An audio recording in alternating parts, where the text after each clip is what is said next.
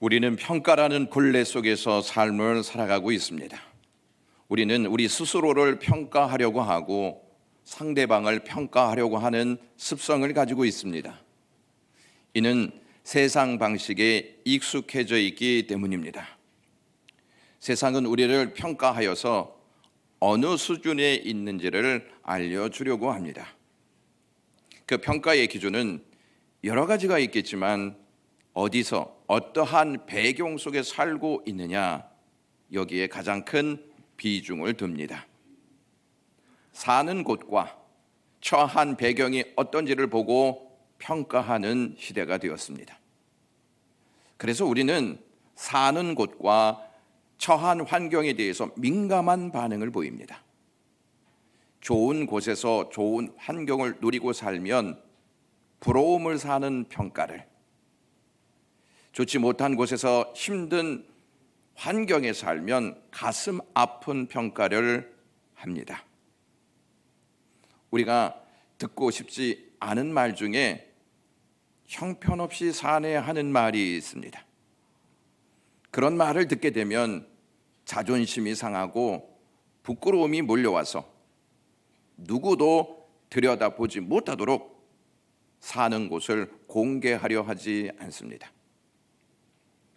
성경은 우리가 어떠한 기준에 따라 평가할 것이라고 생각합니까? 누가복음 12장에 보시면 한 부자에 대한 이야기가 나옵니다.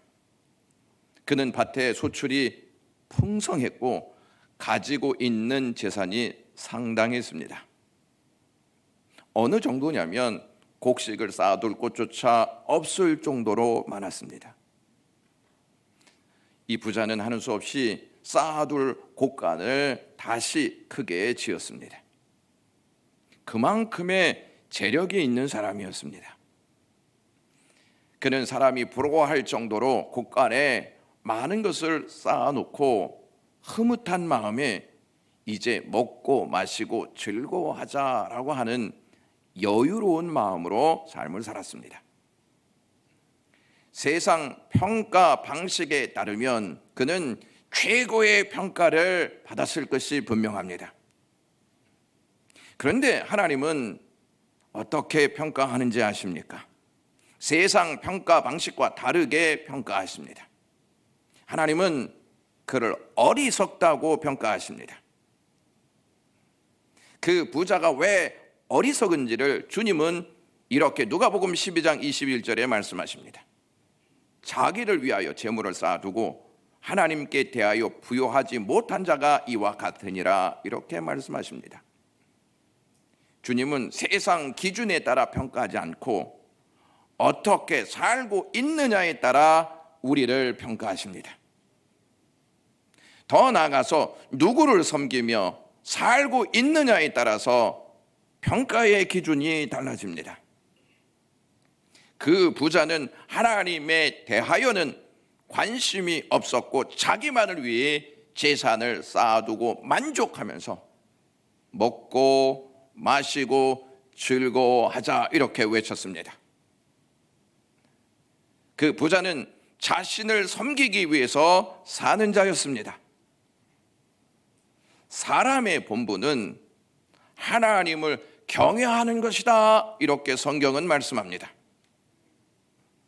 그러므로 그 부자는 사람의 본분을 망각한 삶을 살고 있었던 것입니다. 아무리 좋은 장소와 좋은 환경에 산다 하더라도 하나님을 섬기지 않고 자신을 섬기며 산다면 성경은 그 사람을 어리석은 자다, 이렇게 말합니다. 부모들은 자녀들이 부모를 생각하지 않고 자기만을 위해서 이기적인 행동을 보일 때 우라가 막 친미로 오르면서 하는 말이, 내가 지금 누구 때문에 먹고 누구 때문에 자고 누구 때문에 학교에 다니는지 알아? 이렇게 말합니다. 부자는 하나님의 것으로 삶을 살았던 자였습니다. 그런데 그는 하나님을 기억하지 못하였습니다. 신명기 8장 말씀에 보시면 이스라엘 백성이 광야에 있음을 보여줍니다. 세상 평가 기준에 따르면 그들은 형편없는 곳에 있는 자들이었습니다. 자신들이 처한 곳이 어디며 어떠한 형편에 있는지 잘 알고 있었던 이스라엘 백성들은 광야에서 줄기차게 했던 발언들이 있습니다. 하나님을 원망했습니다. 하나님을 불평했습니다.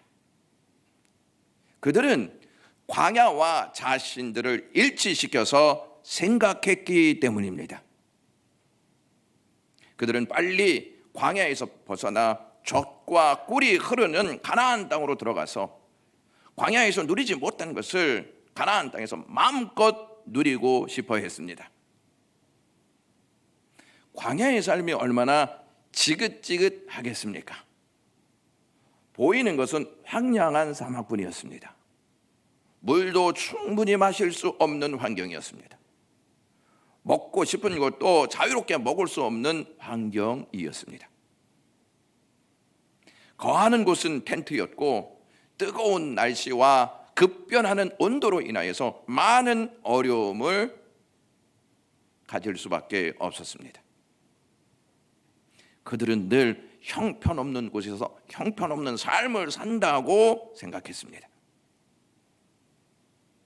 하나님께서 가나안 땅을 주신다고 말씀해 놓으시고 40년 동안 광야를 뺑뺑 돌게 하셨습니다.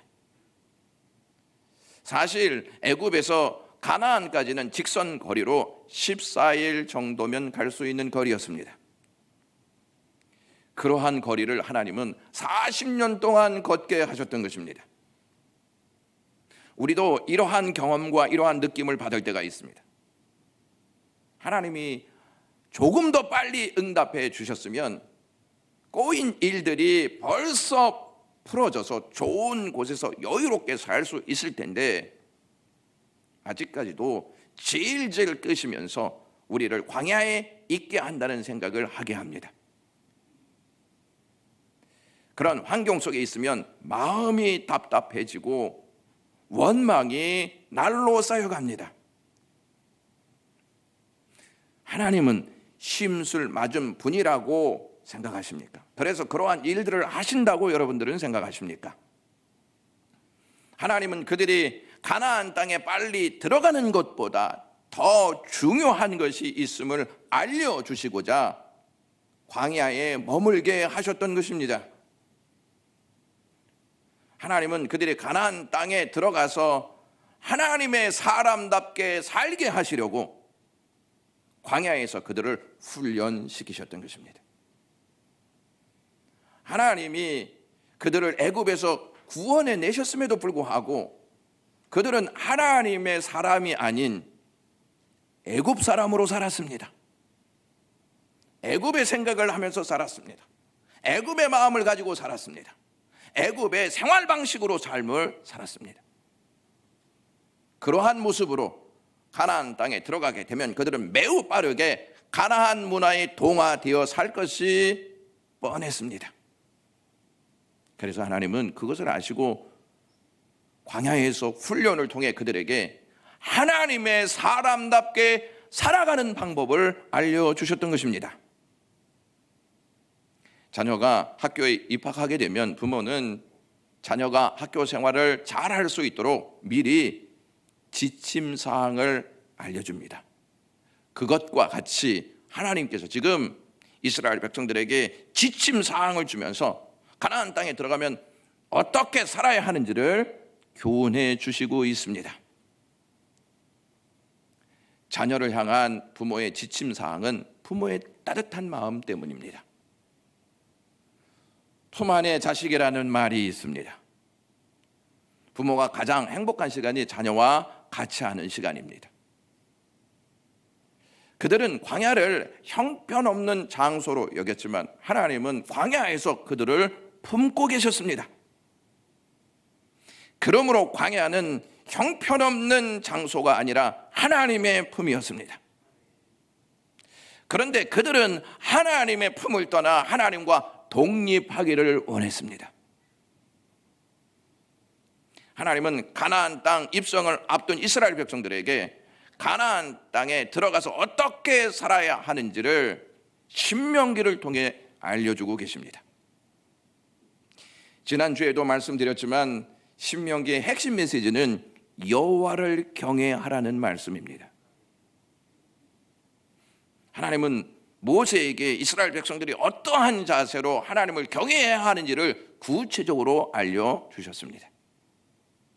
하나님은 어떤 특별한 날, 안식일 날이나 주일 날이나 절기 때만 여호와를 경외하라고 말씀하지 않으셨습니다.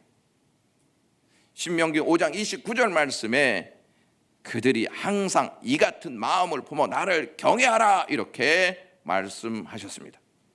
여기에서 이 같은 마음을 품는다 하는 말은 이스라엘 백성들이 십계명을 받았을 때처럼 하나님 앞에서 늘 두렵고 떨리는 자세로 견지하라는 뜻입니다. 그렇지 않으면 하나님을 경외하는 삶이 흔들리게 되고 그것이 지속되다 보면 결국 하나님을 떠나게 되고 맙니다. 이스라엘 백성이 가나안 땅에 들어가는 것만을 목적으로 삼아서는 안 되고 하나님을 경외할 목적으로 가나안 땅에 들어가야 한다 하는 사실을 모세가 이스라엘 백성들에게 알려주고 있습니다. 그러므로 가나안 땅에 들어가면 무엇을 어떻게 누려야 할까 하는 것에 초점을 맞추기보다는 어떻게 하나님을 바르게 경외하면서 살까 여기에 초점을 맞춰야 한다는 것입니다. 하나님은 하나님을 경외하는 삶이 한 세대로 끝나기를 원하시지 않습니다.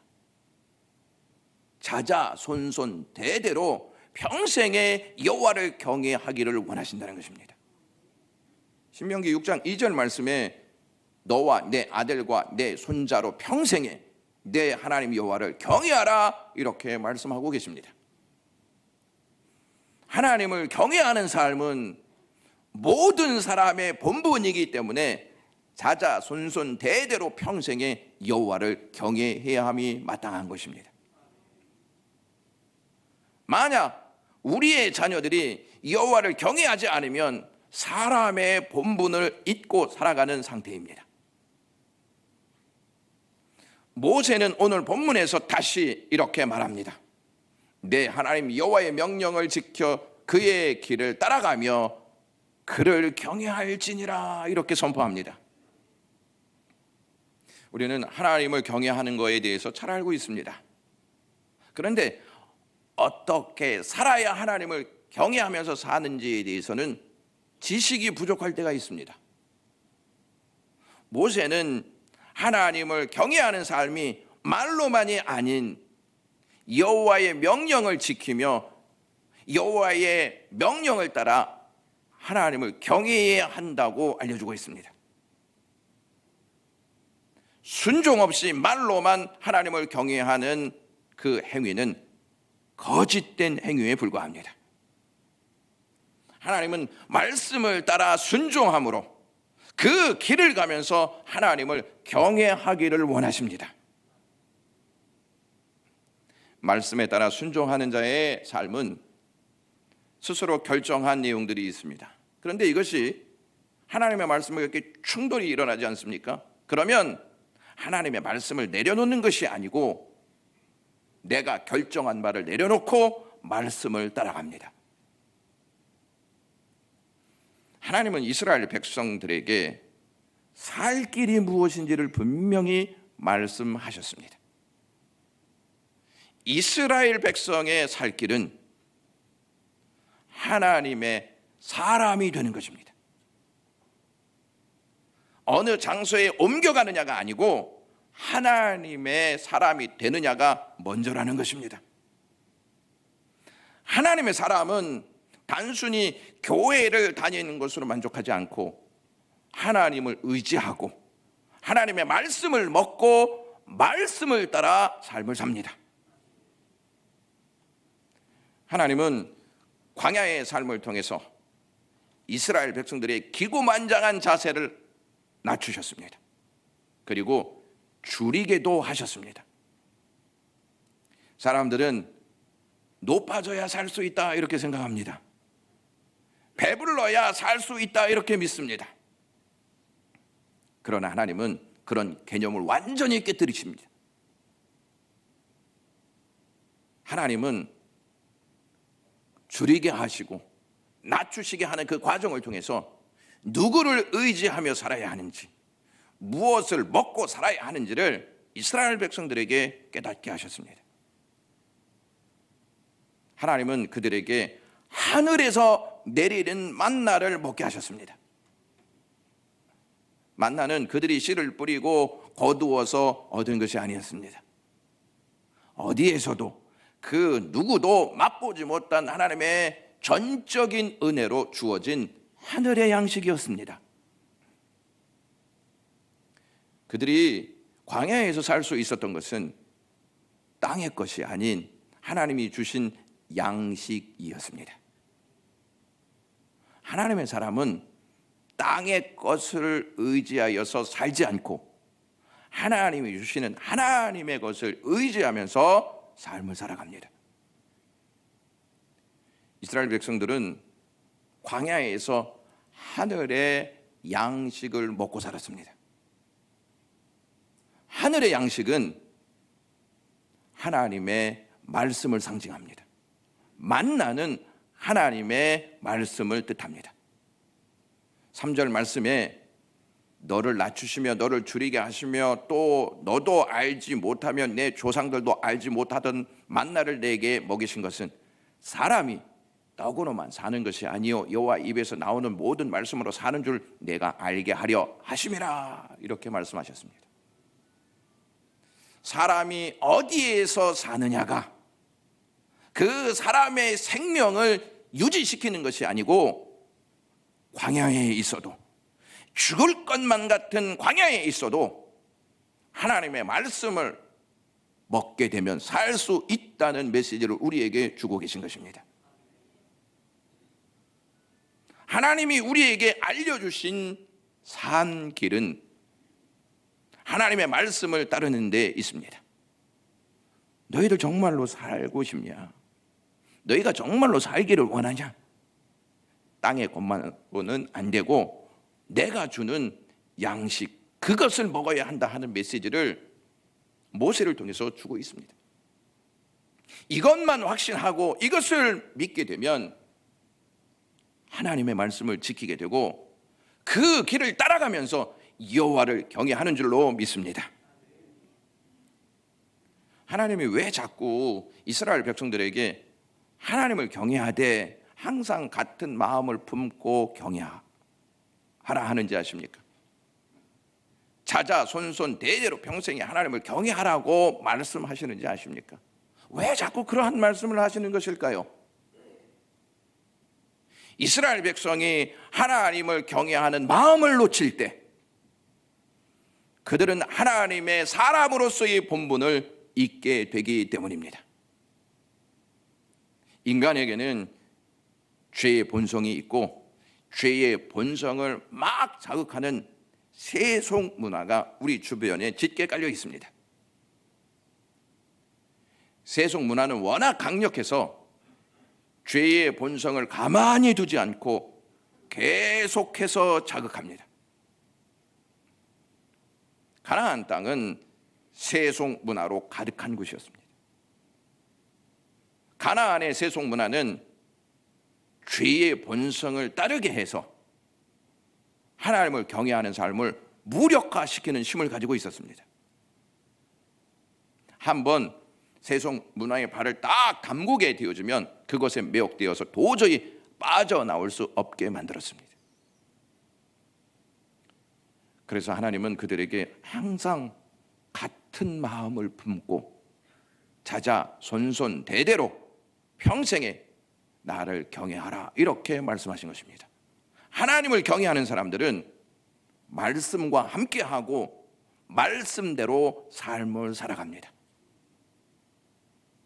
오늘날 세상 문화를 한번 들여다보시면 세상 문화가 가나안의 세속 문화를 그대로 답습하였다는 것을 알게 됩니다. 이 세속 문화는요, 인터넷을 통해서 들어오고 매스컴을 통해서 들어오고 생활 속에서 홍수같이 쏟아져 나오고 있습니다. 잠시 한눈을 팔면 우리의 감정과 우리의 이성과 우리의 의지가 세속 문화에 빨려 들어가고 맙니다. 우리의 이성과 우리의 감성과 우리의 의지를 막 흔들어 놓고 하나님을 떠나는 삶을 살게 만드는 것입니다. 세속 문화는 사냥꾼의 모습으로 우리를 찾아옵니다. 우리가 사냥감인 것이죠. 사냥감이 한눈을 파는 순간에 사냥꾼은 사냥감을 낚아챕니다. 이 세속 문화는 인간의 욕구에 충실하게 만듭니다. 만약 하나님이 됐든 뭐가 됐든 인간의 욕구를 거스르게 만드는 것은 가만히 두지 않고 맞서 싸웁니다. 모세는 이스라엘 백성이 가나안 땅에 들어가서 특별히 주의해야 할 것이 있음을 말씀합니다. 11절 말씀에 여호와를 잃어버리지 않도록 삼갈지어다 이렇게 말합니다. 여기서 삼가다 하는 이 말이 경계하다 혹은 지키다라는 뜻을 가지고 있습니다. 원어의 의미로 이해해 보면 내가 내 하나님 여호와를 잃어버리지 않도록 내 자신을 경계하라 또는 지켜라 이러한 말씀입니다. 이 경계하고 지킨다는 이 말은 단지 관리를 잘 하라는 정도의 의미가 아니라 한밤중에 경계 근무를 서는 군인과 같이 삼엄한 경계로 내 자신을 지켜야 된다 하는 의미의 말씀입니다. 왜 사람들이 하나님을 잃어버리는지 아십니까? 생활이 바쁘기 때문에 하나님을 잃어버린다고 여러분 생각하십니까? 우리에게는 망각의 은사가 있기 때문에 하나님을 잃어버린다고 생각하십니까?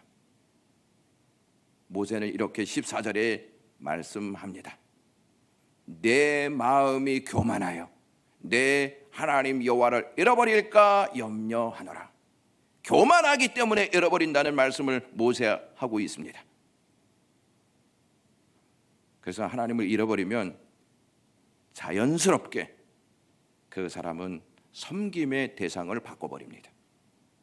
내가 좋아하는 것을 섬김의 대상으로 삼는다는 말씀입니다. 모세가 우려했던 일이 가나안 땅에서 벌어집니다.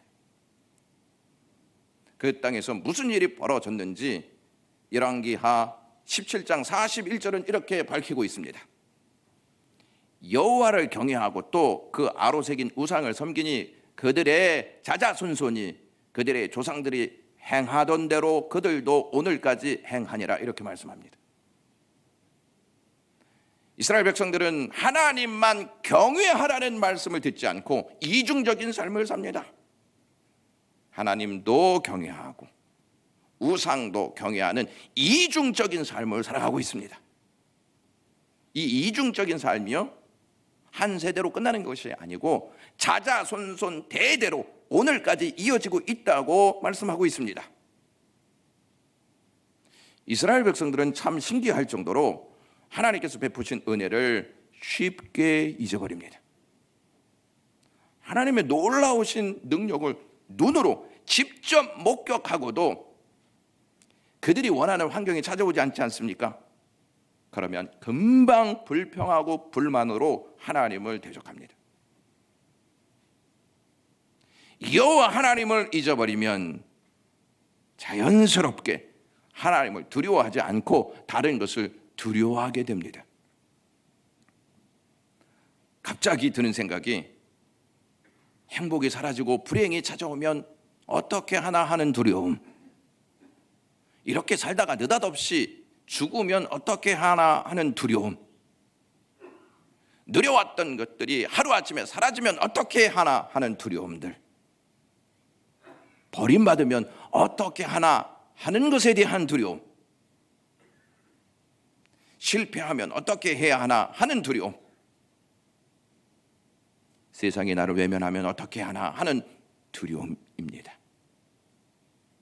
그러한 두려움에 사로잡히면 절망의 늪에 빠져서 우울해지고 삶의 의미를 상실하게 됩니다. 그런 연고로 어거스틴이 이런 말을 했습니다. 사람은 하나님 대신 다른 그 무엇을 두려워해서는 안 된다. 원수가 나를 미워할 때도 하나님을 두려워해야 하고 사탄이 나를 칠 때도 하나님을 두려워해야 한다. 왜냐하면 모든 피조물이 하나님의 주관 하에 있고 하나님만이 내가 두려워해야 할 분이시기 때문이다. 이렇게 말했습니다. 여러분들은 진정 하나님을 두려워하고 계십니까? 세상 중심에 서 있는 미국은 청교도 신앙으로 하나님을 경외하면서 나라를 세웠습니다. 미국의 제20대 대통령이 제임스 A. 가필드라고 하는 분입니다. 그분이 대통령 취임식을 하던 때의 일이었습니다. 성경에 손을 얹고 선서하는 시간에 이 가필드는 양복 주머니에서 작은 성경을 꺼내어 양해를 구하는 말을 했습니다. 대심 원장님께 부탁의 말씀을 드립니다. 이 성경으로 선서하도록 해 주십시오. 그 성경은 가필드가 소년 시절에 집을 나올 때 그의 어머니께서 주신 성경이었습니다. 이 성경은 제게 있어 생명과도 같은 것으로 오늘 제가 이 자리에 서기까지 저를 인도해 주었습니다. 그리고 앞으로도 저로 하여금 성경 말씀대로 나라를 다스리도록 인도해 줄 것입니다. 이렇게 말했습니다. 결국 가필드는 대통령이 되어서 하나님의 말씀으로 나라를 올바로 통치하는 자가 되었습니다. 원래 가필드는 배의 선원이었습니다. 농장에서 일한 일꾼이었습니다. 어려운 시절을 보냈던 사람이었습니다. 그에게 용기와 힘을 주었던 것이 하나님의 말씀이었습니다. 그래서 하나님의 말씀에 늘 입을 맞추고 앞으로 올바른 통치를 내가 해야 되겠다 하는 다짐을 했습니다. 미국의 통치 이념은 성경에 따라 하나님을 경외함으로 통치하는 것이었습니다. 그런데 지금 미국의 현실은 어떨 것 같습니까? 지금 대통령이 조 바이든 대통령입니다. 그가 2021년 1월 20일 46대 미국 대통령으로 취임 선서를 했습니다. 바이든 대통령이 취임 선서를 할 때 성경에 손을 얹고 선서를 했습니다. 선서를 한 후에 한 목사님이 축복 기도를 그에게 해 주었습니다. 그런데 기도 마지막 부분이 어떠한 내용으로 기도했는지 한번 보시면 좋을 것 같고요. 또 미국의 하원 개원식 때에도 감리교 목사님이 기도한 후에 개원을 했는데 기도 마지막 부분이 어떠한지 우리 동영상을 통해서 한번 확인해 보도록 하겠습니다. 지난해 조 바이든 대통령이 취임할 때 성경 위에 서서 하기 위해서 손을 얹고 목사를 모시고 축복 기도를 받게 되죠. 그때 했던 기도의 마지막 부분 한번 보시겠습니까? We pray for divine favor upon our president, Joseph R. Biden, and our First Lady, Dr. Jill Biden, and their family. In the strong name of our collective faith, Amen. 마지막 기도 모습 보입니까? In the strong name of our collective faith. 다양한 종교의 이름으로 기도합니다. 예수의 이름이 사라져버리고 다양한 종교의 이름으로 전 국민이 지켜보고 있는 대통령 취임식 때 하나님의 이름으로 축복해야 될 그 자리에 예수의 이름이 사라지고 있는 현실입니다. 미국에는 하원 개원할 때도 마찬가지입니다. 역시 목사님을 모시고 기도를 시작을 하는데 지난해는 임마누엘 클레버이라는 감리교 목사님이 초청을 받았습니다. 기도 마지막 부분입니다. We ask it in the name of the monotheistic God, Brahma, and God known by many names, by many different faiths. A man and a woman. 마지막 글자 보입니까? Amen and a woman. 남자의 이름으로, 여자의 이름으로. 여기까지 보시겠습니다. 이것이 지금 미국의 현실입니다. 목사가 예수의 이름으로 기도하는 것이 두려워하는 시대가 되고 말았습니다. 다시 말씀드리면 하나님만을 경외하는 삶이 두려워하는 시대가 되었다는 뜻입니다. 미국은 세계 최고의 환경을 가지고 있는 나라입니다. 그러한 곳이 하나님을 잃어버린 나라가 되었고, 세계 최고의 나라를 자랑하는 그 나라가 많은 사람들에게는 좋은 평가를 받을 수 있는지 모르지만 하나님께서 어떻게 평가하실 것 같습니까? 세계 최고의 환경을 가지고 있기 때문에 최고의 나라라고 높은 평가를 주실 것 같습니까? 아니면 형편없는 나라라고 말씀하시겠습니까? 정교도 신앙으로 세워진 나라, 하나님을 경외함으로 세워진 나라가 한순간에 세속화되어서 하나님을 잃어버리고 다른 신의 이름으로 기도하는 나라로 전락하였습니다. 하나님을 경외하라는 말씀은 아무리 강조해도 지나치지 않습니다. 하나님을 경외하지 않으면 반드시 몰락할 수밖에 없기 때문입니다. 이것이 비단 미국만의 현실이라고 생각하십니까? 우리나라도 종교차별법을 통과시키려고 애를 쓰고 있습니다.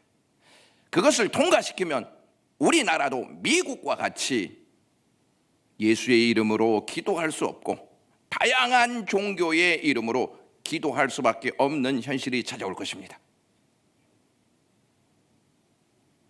예수님은 하나님을 잃어버리고 몰락한 이 땅에 찾아오셨습니다.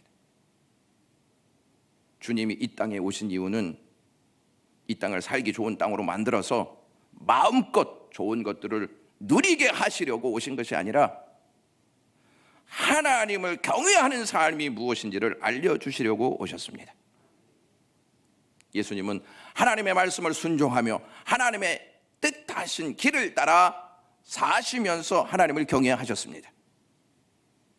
예수님께서 광야로 나가셨습니다. 40일 동안 음식을 드시지 않고 금식하셨습니다.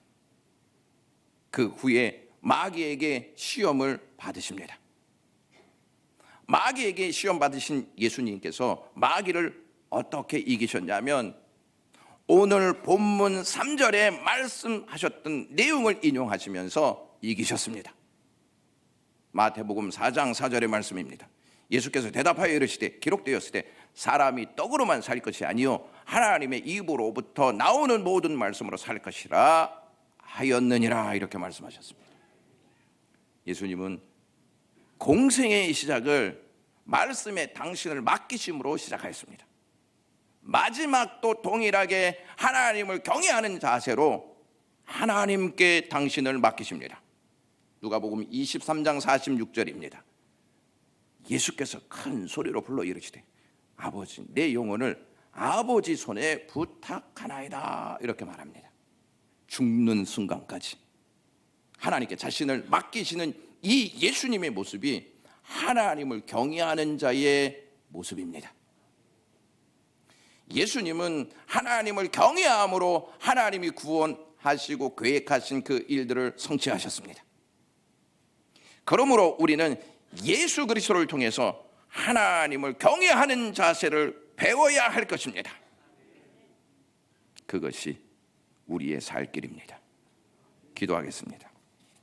하나님 고맙습니다. 우리에게 예수 그리스도를 통해서 하나님을 어떻게 섬겨야 하는지를 알게 하시니 고맙습니다. 어디에 사냐보다 하나님을 섬기며 사느냐가 더 중요하다는 사실을 깨닫고 하나님만 경외하는 영광의 모든 가족들 되게 하시옵소서. 예수님의 이름으로 기도드리옵나이다.